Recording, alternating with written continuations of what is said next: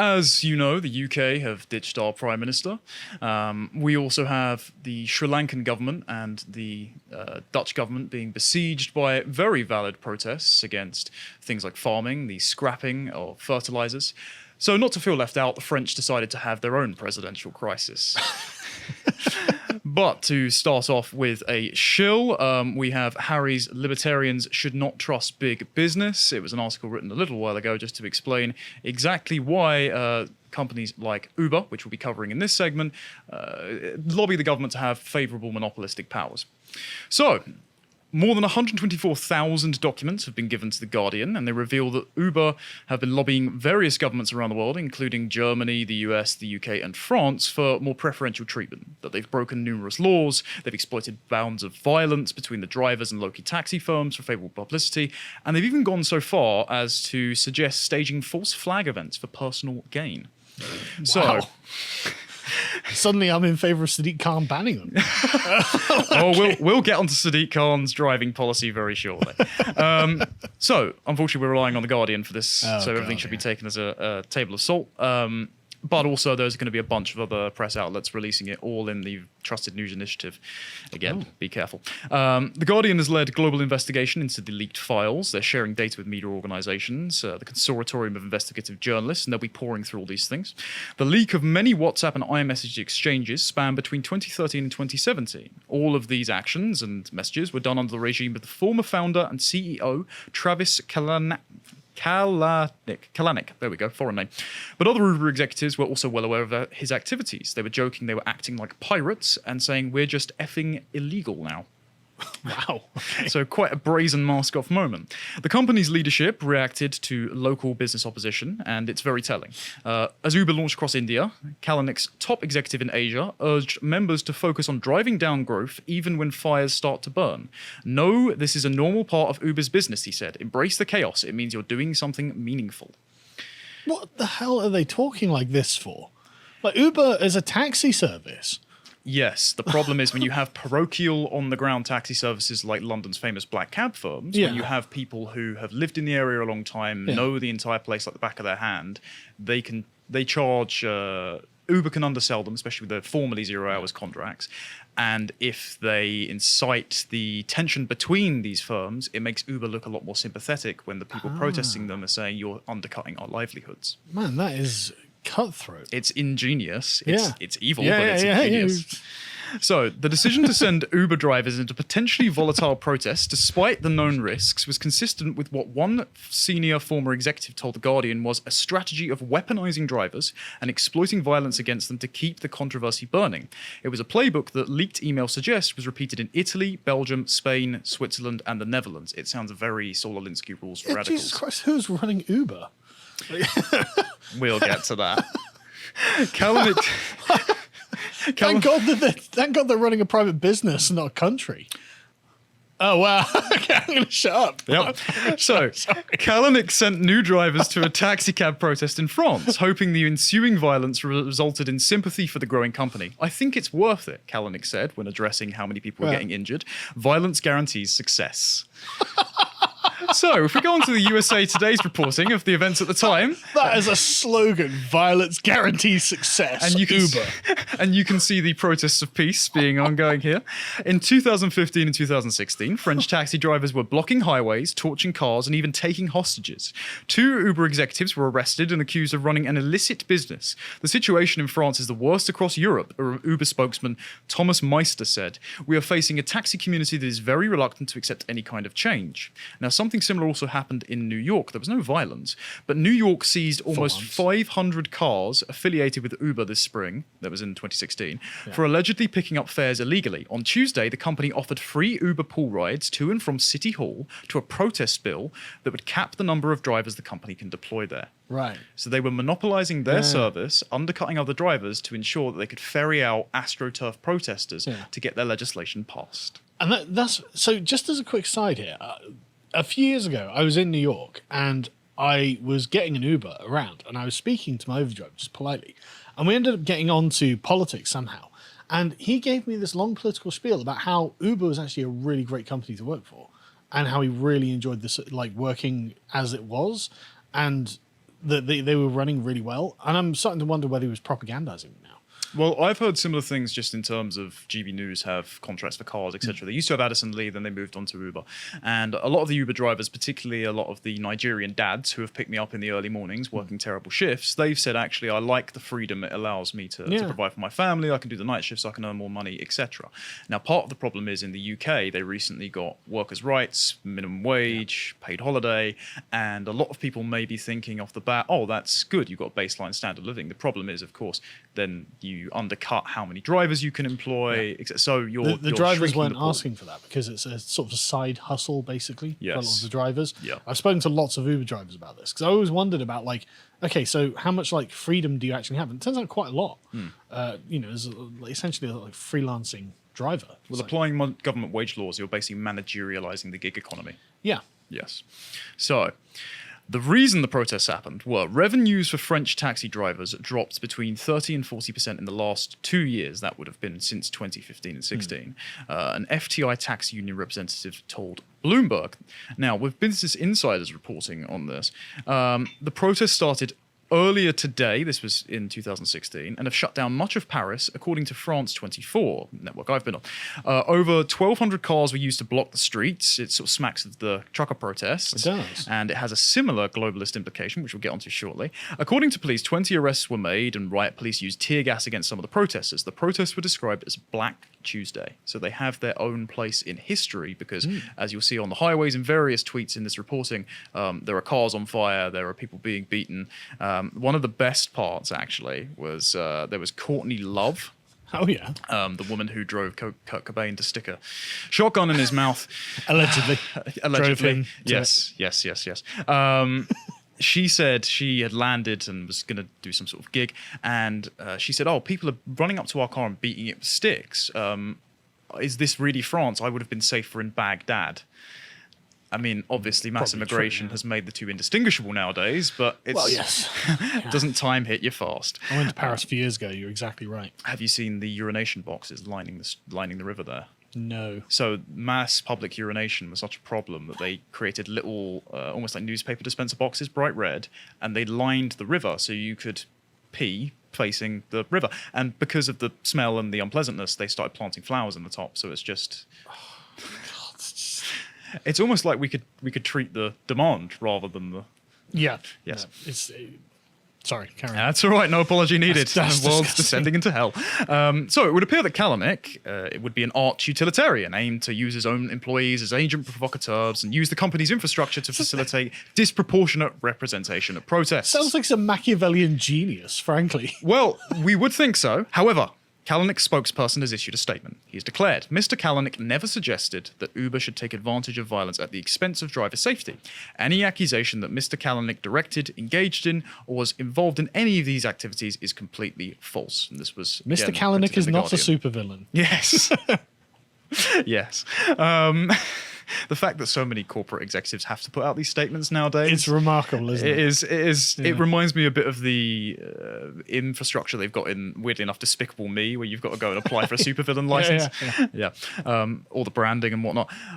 Okay, so also included in the leaks are direct correspondence between Kalanick and then Economy Minister, now President, Emmanuel Macron. It goes back a fair amount of years. He's trying to immunise, I believe it's the next one, John. He's trying to immunise them from sort of economic problems. I suppose perhaps he might have been texting the Uber executives because he was ordering his wife a taxi back from her boyfriend's house, so he might still be charitable. So leaked files, including text message exchanges between Uber executives and Macron, reveal how the cab-hailing business identified him as a key ally when he was economy minister. The files suggest pro-business Macron, who was re-elected French president in April, was close enough to Uber's managers during his 2 years as the economy minister for them to not think twice about contacting him for possible help when their premises were raided for tax evasion by the authorities. Most remarkably, the 37-year-old Rothschild banker, there's a connection there, had done a deal favourable to Uber under the auspices of it reconciling a bitterly divided socialist government divide. So essentially the former socialist government had legislated against Uber with sort of friendly laws to the local tax firms, keep the economy flowing. he turned around and said, we want more Silicon Valley investment, so I'll do some backroom deals under the guise of we'll heal the government divide as the transition is going on. So before an initial meeting between Uber and Macron, ministerial aides wrote to the French management asking explicitly for its regulatory expectations. Now, this meeting, when it took place on 1st of October 2014, the Finance Ministry, it was described as remarkably warm, friendly, and constructive. And Macron wanted to find ways to make France work for Uber so Uber can work for and in France. So public-private partnerships are beginning to open up here. And a lot of the time, we wouldn't be opposed to the idea of, for example, tax breaks for emerging industries, but the motivation is incredibly questionable. Now, when this eventually culminated after the riots in Uber being investigated for tax evasion, there was a raid on Uber's Paris office in July 2015. Government inspectors investigating the suspected tax evasion saw that Uber were frantically trying to kill access to the company's computers and infrastructure. And a text message from McGann, someone who's an Uber executive, said he had asked Macron to get them to back off. Wow. Yes. So very interesting. They had forewarning, and a Gestapo-style burning of all their documents occurred. Yes, very I had similar. no idea Uber was like this. Oh, well. And I found it remarkable as well, because it seems to me that Uber has the better business model. So you would think that Uber would just naturally succeed. Yes, but it's not natural. They are being astroturfed. I can see. If we can go back to the first Guardian article, as you've got it up here, there was a quote from Kalanick. When the vice president, Joe Biden, a supporter of Uber at the time, was late to a meeting with a company at the World Economic Forum in Davos, Kalanick texted a colleague, "I've had my people let him know that every minute late he is one less minute he will have with me." In addition to meeting with Biden at Davos, Uber executives met with Macron, the Irish Prime Minister at the time, the Israeli Prime Minister, Benjamin Netanyahu at the time, and Chancellor George Osborne, the UK's Chancellor. Of course he did. Famous for all his Chinese investment, etc. A note from the meeting portrayed Osborne as a strong advocate. While the Davos sit-down with Osborne was declared, the data reveals that 6 UK Tory cabinet ministers had meetings with Uber that were not disclosed. It is unclear whether or not they abided by the UK's lobbying laws. And the UK's lobbying laws are very curious because when you're a minister, you get issued a parliamentary pass immediately afterwards, and it's valid for a couple of years. But you don't actually have to report all the times how many times you used. No, you have to report how many times you use the pass, but not what for. So some ministers are using them up to twice a day to visit Parliament long after they've resigned from office. So there's a lot of and this fed into the Owen Paterson scandal, etc. People raising questions about who has access to what, who are your elites captured by. So it's interesting that the World Economic Forum has been brought up here. We can return to the op-ed by the Danish Environment Minister, Ida Auken. It's pretty infamous nowadays, where she says, "Welcome to 2030, I own nothing, have no privacy, and life has never been better." I'm going to read a quote for you from this, and you can start to see if the threads pull together. "Transportation dropped dramatically in price. It made no sense for us to own cars anymore because we could call a driverless vehicle or a flying car for longer journeys within minutes." I think the flying car is a pipe dream, but we started transporting ourselves in a much more... Right, yeah, sorry. That's okay. In a much more organised and coordinated way when public transport became easier, quicker and more convenient than the car. Now I can hardly believe we accepted congestion and traffic jams, not to mention the air pollution from combustion engines. What were we thinking? We see a slow transition here from the goods to services economy. And if there's something that's facilitated that, it's definitely ride-sharing apps like Uber, which, sure, they might be convenient, but with the amount of capital Uber can build up, with the artificial outlawing of combustion engines, with the introduction of ULEZ zones, etc., they're far better facilitated to adopt electric cars, invest in charging infrastructure for themselves than your average working family is to foot the bill for increasing petrol, for buying a new electric car when things are scarce, etc. And so you see Uber is essentially, alongside other ride-sharing activities, companies, has become a tool for slowly instituting the abolition of property as envisioned by the WEF. Now, no wonder then that they have a profile on the WEF's website. Of course they do. And actually that they continue to attend the annual Davos summit. So if we go to the BBC article, in 2020, US Donald Trump, teen climate activist and professional useless person, Greta Thunberg, and Uber boss, this was the one after the prior guy who was texting all the time, Dara, foreign name, are among the guests. So I have a sneaking feeling that part of this is the lobbyists' war on private motor ownership. Uber is part of the infrastructure of the Great Reset. Exactly. That's what you're saying. Yes, they are. Yeah. They are the the tool for their vision of common ownership of transport. So if we can go to the next one, this is, I'm going to plug one of my own things here, but it's just because it was a consolidated roundup of everything for Net Zero Watch, which actually, linking to the prior segment on Conservative Party politicians, some of them, particularly in Suella Braverman's camp, are very interested in anti-net zero opinions. So this could be quite fascinating. So the Car-Free Cities campaign have endorsed taking space away from cars to encourage walking and cycling. Increasing journey times by increasing traffic will inconvenience people until they choose to walk instead.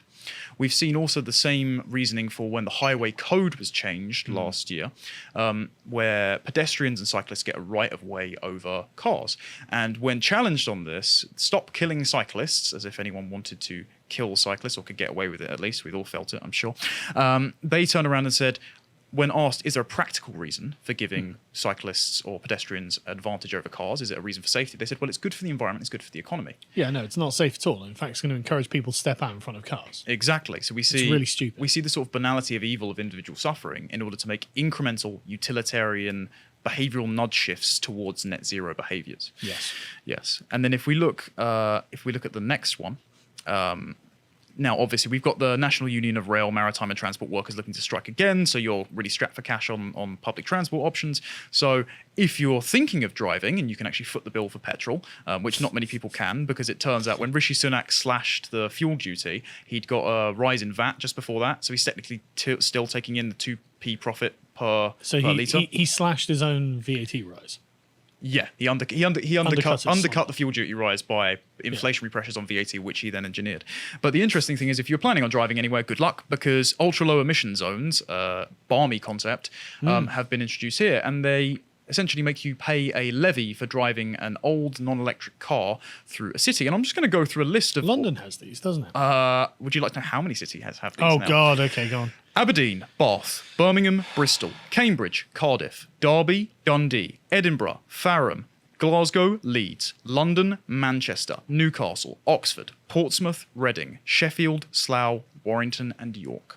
I had no idea. Yes. I thought it was just London. I thought it was Sadiq Khan's, latest boondoggle. No, well, I've just moved to Oxford, and they have them only on certain roads as well. So it's intentionally designed to catch you out. There's not a set catchment area. Yeah. It's sort of because you could just avoid that particular area. Exactly. Yeah, but you also there's no the sign says, it doesn't say on which particular road. It says starts in X amount of miles. So you've actually got to have a separate web page up, because it's not updated to Google Maps or anything yet. Right. From the Oxford Council website to see which roads it is. So there's some money making an enterprise for that. It's just another tax. That's all it is. And it's not, all it is pricing working people out of owning a car. It's the let them eat Teslas mentality, which just creates a gap between the ultra elite and those who genuinely need private transport to get their kids to school and to get to work, but who now can't afford it because they're being priced out of it, all for dividends to the climate. So, rent-a-car services can obviously upgrade to electric models faster. They put a squeeze on demand, they drive up prices, and that means in accompaniment with inflationary pressures, most people just can't afford this sort of thing. So, the WEF obviously has the most sane take on this, and just asks, why aren't they everywhere? Great question. Among the most recent advances towards this policy, the Netherlands announced its plans to enable all cities to set up ultra-low emission zones by 2025, a stepping stone to ban full-on gasoline vehicles. I'm glad we're doing what the WEF wants. Well, we are, because by 2030, we're actually banning petrol cars in this country. Oh, I thought it was new petrol cars. Yes, but the new production. But of course, there have been... but I mean, it's basically... Well, I'll get on to why that's a problem, because there aren't enough rare earth minerals for the batteries and charging infrastructure to support electric car adoption. I'll move on to another piece of reporting I did a little while ago. This actually outlines my conspiracy theory about the billionaire space race. Oh, yeah, go on. So I don't think they're doing this for fun. I don't think they're doing it just because they're... I thought it was a vanity project. No, I think it's because in orbit, there are various asteroids with trillions of dollars worth of rare metals. Okay. Whoever reaches there first and commercializes space travel becomes Earth's first trillionaire and gets monopoly rights on the minerals. And of course, if Elon Musk is doing this, everyone else is taking the lead. Because if he's looking at Tesla, he's thinking, here's an unlimited supply and I won't have to rely on China, not only for my manufacturing ability, but on the 140 so countries in their Belt and Road Initiative. Because at the moment, China have just captured, I believe, almost I can't remember if it's in the billions or trillions, but the world's largest lithium deposits in Afghanistan. They own lithium deposits in Argentina. They own most mineral processing around the world, including in Zimbabwe. We don't have enough minerals to make the 6 times more mineral-intensive electric cars without going cap in hand to China, and at the same time as all the other countries of the world without going to outer space. So the government knows that renewables and the squeeze on minerals will mean that lots of people can't heat their homes or drive cars. But if you go on to the next one, rather than adjust their net zero plans, the UK government are instead exploring legislation that restricts your ability to charge your electric car in your driveway at peak hours. Sorry, we want you to have electric cars, but also you can't charge it now or then Or, without notifying you, due to a smart grid and smart meters that you have in your homes, they can actually confiscate energy from your electric car as it's sitting in your driveway and feed it back into the grid. So when renewables drop down, you can be locked down de facto with your travel. Thank you, Grant Shapps, for that. So, resource scarcity, petrol prices, transport spikes, strikes, and congestion charges. We're being driven into cycling serfdom. We're becoming Amsterdam on Thames, with our only means of travel contingent on the digital ID and currency that Rishi Sunak wants to institute, which can be revoked for any innocuous critique of the 4 commandments of globalism: diversity, inclusivity, equity, and sustainability. And if you want to find out more about why digital IDs and the World Economic Forum are an absolute hellscape, here's my latest deep think for lotuseaters.com, in which I go into that. And someone actually pointed out to me, if you look at the WEF logo, they have that strange blue semicircle. Yeah. And it cuts through all the zeros. Yes. And it forms a number 666. Yeah, I've seen that as well. I'm sure it's just a coincidence. I don't think that's a coincidence whatsoever.